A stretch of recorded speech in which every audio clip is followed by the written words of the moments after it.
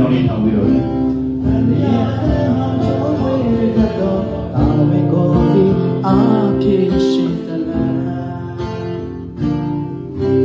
ရှုံးပေးနေမိခဲ့ရေမှာကြောပြတ်သွားညာချိုးတွေတာဝန်ထမ်းရတဲ့အခါတကယ်ကိုကြိုးစွမ်းနိုင်ပါ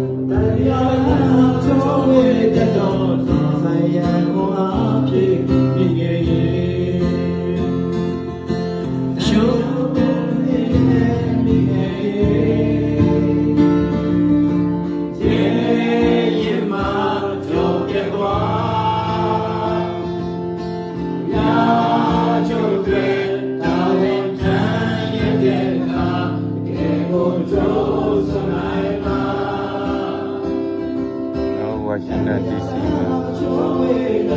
မေစုလွန်မြောက်ရေးအတွက်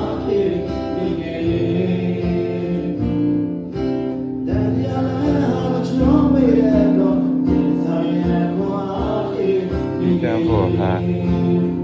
freedom for all, justice for her, justice for all, free to Aung San Suu Kyi.